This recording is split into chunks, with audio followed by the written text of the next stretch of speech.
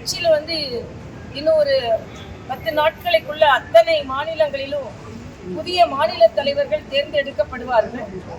திராவிட முன்னேற்ற கழகத்தின் கூட்டணி கட்சிகள் பெண் குழந்தைகள் கல்வி கற்கும் இடங்களில் பாதிக்கப்பட்டிருக்கிறார்கள். அதை பற்றி தீவிரமாக எந்த கருத்தும் சொல்லல. குறைந்த விலை நிறைந்த தரம், தங்கள் தேவைகள் அனைத்தும் ஒரே இடத்தில். ஜெயச்சந்திரன். அண்ணன் திருமாவளவன் இன்னைக்கு அமித்ஷா, மரியாதைக்குரிய அமித்ஷா அவர்களை எதிர்த்து போராட்டம் செய்து கொண்டிருக்கிறார். இன்று டெல்லியை செல்கிறேன், கட்சி விஷயமாக தான் செல்கிறேன். மரியாதைக்குரிய அகில பாரத தலைவர் நட்டாஜி அவர்களை சந்திக்கிறேன். கட்சியில் இன்னும் ஒரு 10 நாட்களுக்குள்ள அத்தனை மாநிலங்களிலும் புதிய மாநில தலைவர்கள் தேர்ந்தெடுக்கப்படுவார்கள். மாநில தலைவர்கள் தேர்ந்தெடுக்கப்படுவார்கள். மாவட்ட தலைவர்கள், அதற்கு பின்பு மாநில தலைவர்களை தேர்ந்தெடுப்பதற்கு ஒவ்வொரு முக்கியமான தலைவர்கள் ஒவ்வொரு மாநிலத்திற்கு செல்வார்கள். அதே போல நான் அந்தமான் நிக்கோபார் மாநில தலைவரை தேர்வு செய்வதற்கு சிறப்பு அதிகாரியாக செல்கிறேன். அதன் விஷயமாக மரியாதைக்குரிய நட்டாஜி அவர்களிடம் பேசுவதற்கும் தமிழகத்தில் உள்ள அரசியல் சூழ்நிலைகளை பற்றி விவரிப்பதற்கும், குறிப்பாக அண்ணா பல்கலைக்கழகம் போன்ற நிகழ்வுகளில் பெண்களுக்கு நடந்து கொண்டிருக்கின்ற பாதிப்புகள், இதையெல்லாம் விவாதிப்பதற்கும் தமிழக அரசியல் சூழ்நிலையை பற்றி எடுத்துச் சொல்வதற்கும் நான் செல்கிறேன். தமிழகத்தில் நேற்றைய தினம் மரியாதைக்குரிய முதலமைச்சர் அவர்கள் ஏதோ பெண்கள் எல்லாரும் தமிழகத்தில் எல்லாரும் மகிழ்ச்சியா இருக்கிற மாதிரியும் பெண்கள் முன்னேற்றத்துக்கு முழு பொறுப்பு இவர்களே போல என்பதை பற்றி பேசி வருகிறார்கள். தமிழகத்தில் பல்லாண்டு காலமாக பெண் முன்னேற்றம் ஏற்பட்டுவிட்டது. மரியாதைக்குரிய பாரதியார் அதற்கு வித்திட்டார். மரியாதைக்குரிய எம்ஜிஆர், காமராஜர் அவர்கள் அதற்கு கல்வி கண் கொடுத்தார்கள்.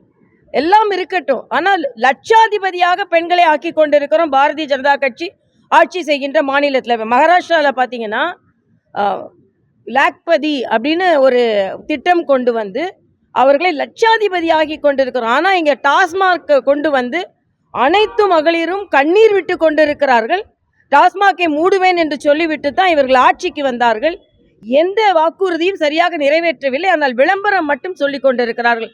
திராவிட ஸ்டாக் என்பதில் நான் பெருமை கொள்கிறேன் அப்படின்னு சொல்லிட்டு மறைமுகமாக பிரித்தாளுகிறார்கள் என்று பாரதிய ஜனதா கட்சி சொல்கிறார்.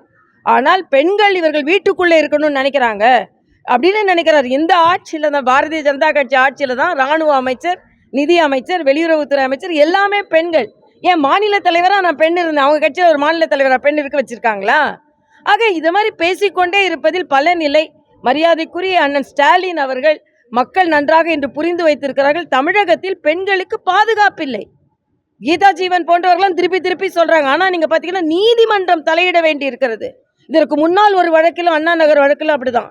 ஆக தமிழக காவல்துறை மீது நம்பிக்கை இல்லாமல், அரசியல் மீது நம்பிக்கை இல்லாமல் நீதிமன்றங்கள் தலையிடக்கூடிய மோசமான நிலையில் தமிழகத்தில் பெண்களின் நிலை இருக்கிறது. இன்னொன்று, யாரெல்லாம் பின்புலத்தில் இருக்கிறார்கள், அந்த சார் யார் அப்படின்னு கேட்டால் உடனே இவங்களுக்கு சுருன்னு கோபம் வருது. என்ன பிரச்சனை என்றாலும் இதை போல பெண் குழந்தைகள் சீரழிக்கப்படுவது தடுக்கப்பட வேண்டும் என்பதில் நாங்கள் உறுதியாக இருக்கிறோம்.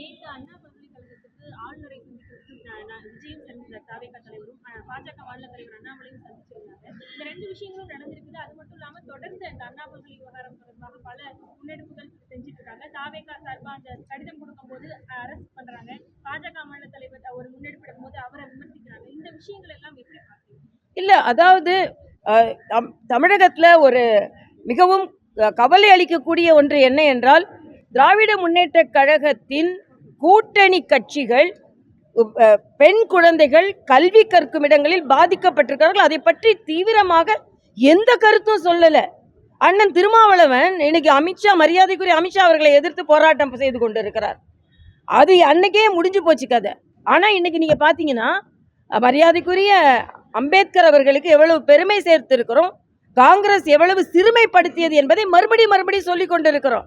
ஆனால் இன்று பெண் குழந்தைகள் பாதிப்படைவதை பற்றி கொஞ்சம் கூட கவலைப்படாமல் கூட்டணி கட்சிகள் அவர்களுக்கு ஓட்டு மட்டும்தான் வேணும் அப்படின்ற ஒரு சூழ்நிலையில் அவர்கள் போய்கொண்டிருக்கிறார்கள். அது மாதிரி அண்ணன் செல்வ பெருந்தகையை நான் கண்டிக்கிறேன். மரியாதைக்குரிய மோடி அவர்கள் ஆழ் மனதிலிருந்து தமிழ் மீது அன்பு கொண்டவர்கள். அதை அவரோடு பணியாற்றுகின்ற, அவர் கீழ் பணியாற்றுகின்ற எங்கள் எல்லாருக்குமே தெரியும்.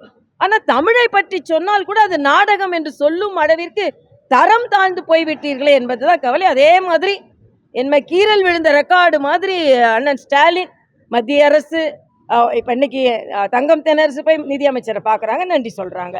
மற்ற அமைச்சர்களும் மத்திய அமைச்சர்களை போய் பார்க்கிறார்கள். ஆனா ஒத்துழைப்பு தரவில்லை, ஒத்துழைப்பு தரவில்லை, தூக்கத்துல இருந்தா கூட அப்படியே சொல்லிக்கொண்டே இருக்கிறார். அதாவது நிதி அது இந்த மெட்ரோ ரயில் திட்டமாக இருக்கட்டும், நான் கேட்கிறேன், என்ன திட்டத்திற்கு நிதி கொடுத்தார்களோ அந்த திட்டத்தை சரியாக பயன்படுத்தவில்லை. 4000 கோடி நீங்க மழைநீர் கால்வாய் திட்டத்திற்கு என்ன செய்தீர்கள் கிடையாது. அதே மாதிரி நீங்க சிஏஜி அறிக்கையை நீங்க பாத்தீங்கன்னா பல துறைகளில் பணம் குறிப்பாக கரோனா போன்றவற்றில் கூட செலவு செய்யாமல் திருப்பி அனுப்பப்பட்டிருக்கு. அப்புறம் நிதின்னு சொன்னா எல்லாம் திருப்பி அனுப்பப்பட்டிருக்கிறது. பெண்களுக்கான துறைக்கான நிதி செலவிடப்படவில்லை. இதுக்கு பதில் சொல்ல மாட்டேன்றாங்க. மத்திய அரசு ஒத்துழைப்பு கொடுத்து கொண்டிருக்கிறது. உங்கள் பாராளுமன்ற உறுப்பினர்களும் ஒத்துழைப்பு கொடுக்காமல் சட்டம் போட்டுக் கொண்டிருக்கிறார்கள் என்று சொல்லிக் கொள்கிறேன். நன்றி.